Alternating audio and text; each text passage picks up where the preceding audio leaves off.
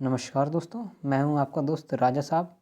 आप सबका हमारे यूट्यूब चैनल स्टडी विद राजा साहब में आपका स्वागत है दोस्तों आज हम लोग देखने वाले हैं सीटेट सेकंड पेपर में सोशल साइंस का practice set, next practice set देखने वाले हैं दोस्तों। चलिए दोस्तों देखते हैं। पहला क्वेश्चन है, भारतीय संविधान के अनुसार भारतीय धर्मनिरपेक्ष राज्य के बारे में निम्नलिखित में से कौन सा कथन गलत है। ऑप्शन नंबर ए है, भारतीय राज्य किसी एक विशिष्ट धार्मिक समूह द्वारा शासित नहीं है। ऑप्शन नंबर बी है, राज्य किसी धर्म विशेष को ना तो थोपेगा और ना ही लोगों की धार्मिक स्वतंत्रता को छीनेगा। ऑप्शन नंबर सी है, राज्य सरकारी संस्थानों को धर्म विशेष के विशिष्ट मूल्यों को प्रदर्शित और प्रोन्नत करने की अनुमति प्रदान करता है।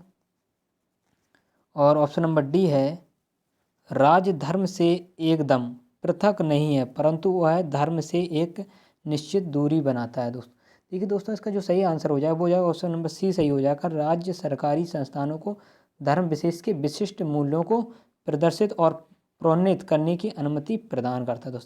देखिए दोस्तों, यहाँ धर्मनिरपेक्ष की बात हो रही है। अगर धर्मनिरपेक्षता की अगर बात की जाए तो धर्मनिरपेक्षता भारतीय संविधान के मूल सिद्धांतों में से एक है। अगर इसे देखा जाए तो अनुच्छेद 25 से 28 के बीच में कितना 25 से 28 तक उजागर किया गया है। और अगर देखा जाए तो एक अवधि में भारतीय धर्मनिरपेक्षता के हिस्से के रूप में समानता और लोकतंत्र का क्या किया है, प्रदर्शन किया है। और यह सभी धर्मों के लिए समान उपचार पर आधारित है दोस्तों।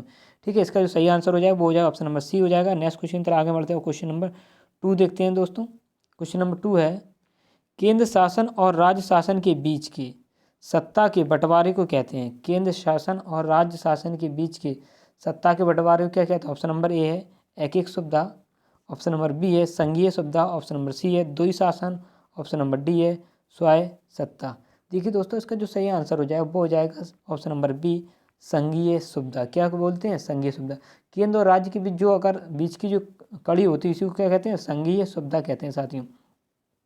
देखिएगा, यह है सरकार की एक संघीय विशेषता या एक प्रणाली है जो केंद्र सरकार और राज्य सरकार के बीच शक्ति को क्या करती है, विभाजित करती है, दो भागों में बराबर बांटती है साथियों। नेक्स्ट क्वेश्चन तक आगे बढ़ते हैं। क्वेश्चन नंबर 3 देखते हैं साथियों।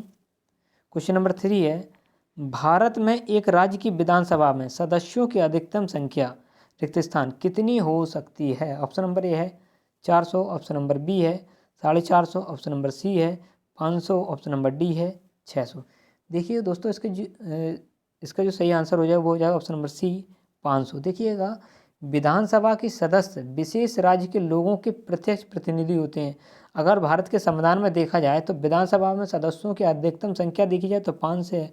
और अगर न्यूनतम संख्या की बात की जाए तो कितनी है, 60 होगी। कितनी होगी, 60 होगी। कुछ अपवाद राज्य हैं वो उनको छोड़कर, पर न्यूनतम की बात की जाए तो कितनी होगी, 60 होगी साथियों। नेक्स्ट क्वेश्चन तरह आगे बढ़ते हैं। नेक्स्ट क्वेश्चन है, दुनिया का सबसे युवा वलित पर्वत कौन सा। Option number A Andes, option number B है एटलस, ऑप्शन नंबर सी है हिमाचल, ऑप्शन नंबर डी है यूराल।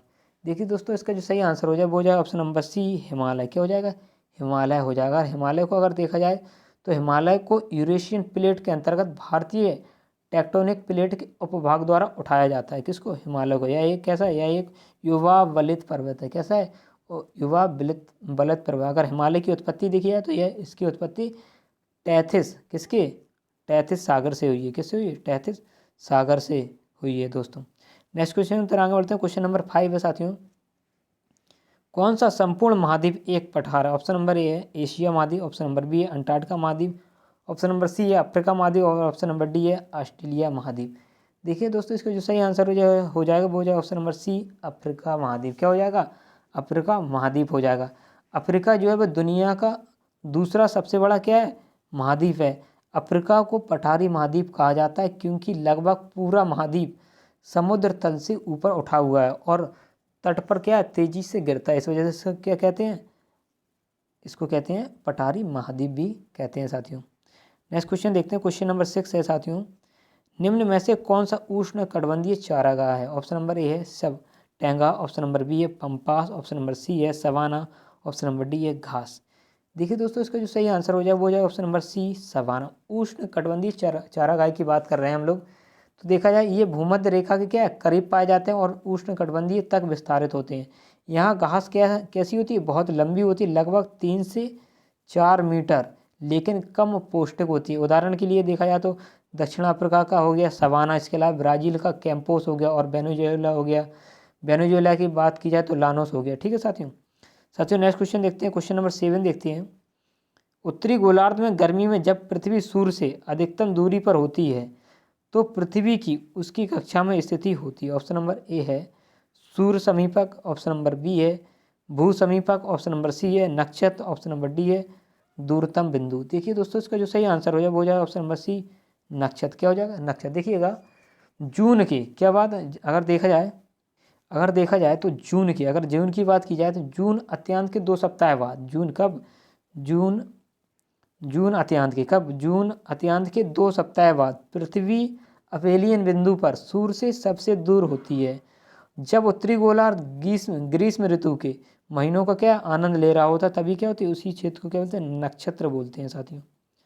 नेक्स्ट क्वेश्चन तो आगे बढ़ते हैं साथियों। क्वेश्चन नंबर 8 है भारत में मुंडा जनजाति किस क्षेत्र में निवास करती है। ऑप्शन नंबर ए है छोटा नागपुर, ऑप्शन नंबर बी है बस्तर, ऑप्शन नंबर सी है कुटु और ऑप्शन नंबर डी है दुर्ग।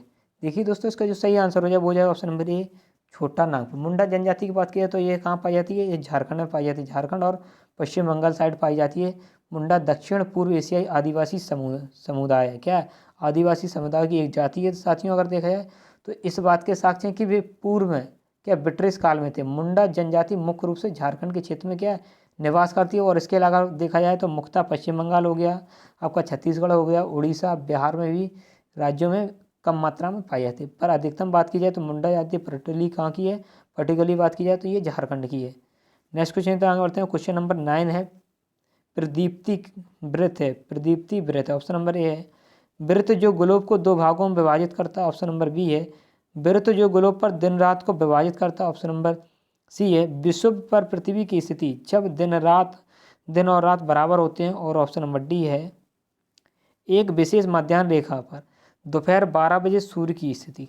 देखिए दोस्तों इसकी जो सही आंसर हो जाएगा प्रदीप्त तो वो हो जाएगा ऑप्शन नंबर बी सही हो जाएगा वृत्त जो ग्लोब पर दिन को रात से विभाजित करता है। क्या करता है दिन को रात से विभाजित करता है दोस्तों। अगर देखा जाए तो रोशनी का जो चक्र होता है पृथ्वी पर दिन और रात के बीच विभाजन होता है।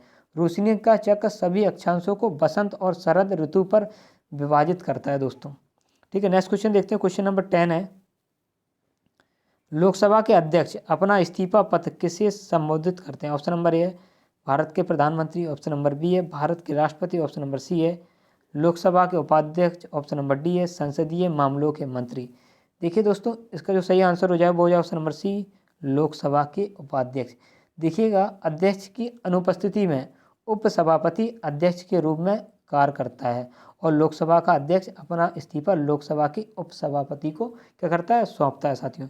नेक्स्ट क्वेश्चन देखते हैं। क्वेश्चन नंबर 11 है साथियों भारत में राज्य के राज्यपाल की नियुक्ति कौन करता है। ऑप्शन नंबर ए है संसद, ऑप्शन नंबर बी है भारत के राष्ट्रपति, ऑप्शन नंबर सी है प्रधानमंत्री, ऑप्शन नंबर डी है सर्वोच्च न्यायालय के मुख्य न्यायाधीश। देखिए दोस्तों इसका जो सही आंसर हो जाए वो हो जाए ऑप्शन नंबर बी सही हो जाएगा भारत के राष्ट्रपति। कौन करता है भारत के राष्ट्रपति करता है मंत्रिपरिषद की सलाह पर साथियों।